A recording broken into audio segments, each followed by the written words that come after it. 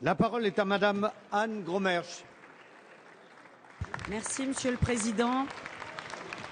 Monsieur le Président, mes chers collègues, ma question s'adresse au Premier ministre. Monsieur le Premier ministre, mercredi dernier, votre ministre du Redressement productif recevait les élus mosellans et les syndicats d'ArcelorMittal pour leur confirmer l'existence d'un repreneur pour le site de Florange, moyennant 400 millions d'euros d'investissement, suscitant ainsi beaucoup d'espoir.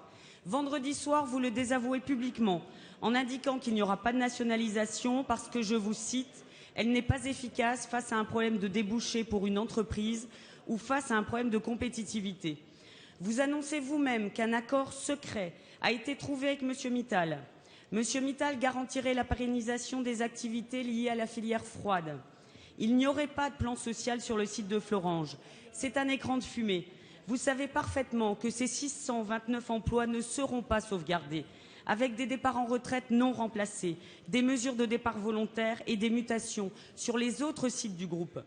De plus, pas un mot sur les 130 salariés de Geport et tous les sous-traitants directement impactés par l'arrêt définitif des hauts fourneaux et dont les emplois sont menacés.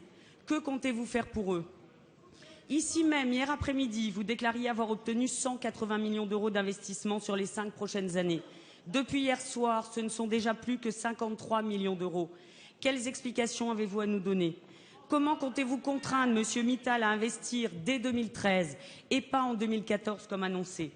Monsieur le Premier ministre, pouvez-vous présenter à la représentation nationale, qui aurait aimé en prendre connaissance autrement que dans un grand journal du soir, le contenu de l'accord que vous avez signé avec M. Mittal ? Pouvez-vous nous expliquer pourquoi la piste du repreneur annoncée par votre ministre a été écartée ? Enfin, quelle garantie pouvez-vous nous donner sur le projet Ulcos, alors même que les coupeurs des hauts fourneaux vont être fermés, avec les conséquences que l'on sait ? Monsieur le Premier ministre, les salariés de Florange, les Lorrains et tous les Français ont droit à la vérité. Monsieur le Premier ministre.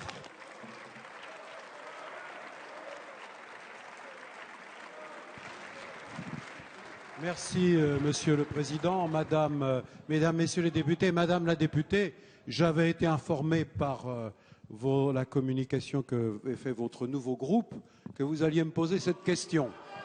Et je vous en remercie à l'avance et je vous remercie de votre courtoisie. Évidemment, j'y vois là la marque de la création de ce nouveau groupe et j'en remercie son président.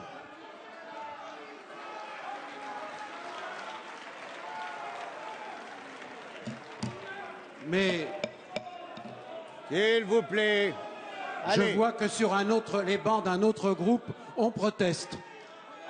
Allez, allez. Non, mais l'affaire est sérieuse, mesdames, messieurs les députés. S'il vous plaît.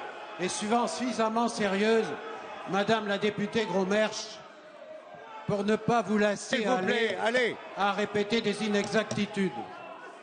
Et la première des inexactitudes, c'est que vous parlez d'accord secret. Il n'y a pas d'accord secret, mais il y a, de ma part et du gouvernement, du respect. Et le respect, je le dois aux représentants du personnel que je recevrai tout à l'heure. Et je leur montrerai et je leur donnerai l'accord qui a été signé entre le gouvernement et le groupe Mittal. C'est bien la moindre des choses. Et en ce qui concerne les élus, d'abord les élus de la région, de toute sensibilité politique, que je les recevrai demain matin, des élus locaux et parlementaires. Et quant au Parlement, puisque la commission des affaires économiques, présidée par François Brottes, que je tiens à remercier, a souhaité jouer son rôle et vérifier que l'accord qui a été signé soit bien respecté. Eh bien, vous serez associés. Je fais confiance à la représentation nationale pour que les engagements qui ont été pris soient pleinement tenus. Mais je dois aussi la vérité aux salariés. Et je ne suis pas chef d'un gouvernement qui tient de fausses promesses. Je ne suis pas comme ceux qui, il y a maintenant 5 ans, avaient promis de sauver Gandrange et qui ont fait de ce site une friche industrielle.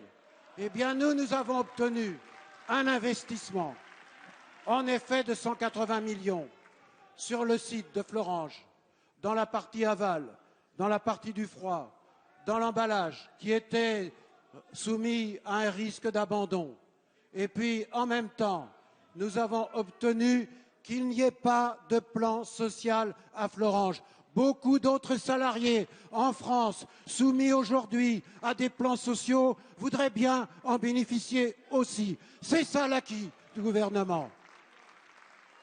Et quant à l'avenir industriel, celui d'une industrie moderne, d'une industrie qui s'inscrit dans la transition énergétique, eh bien oui, nous avons obtenu que soit repris, parce qu'il était à l'abandon, le projet ULCOS, qui nécessite des investissements très importants en matière de recherche et développement sur ce site, de captation de CO2, ça ne s'improvise pas. Eh bien, le gouvernement, lui, est prêt à mettre de l'argent public, puisqu'il est beaucoup question d'argent public ces derniers temps. 150 millions ont été réservés.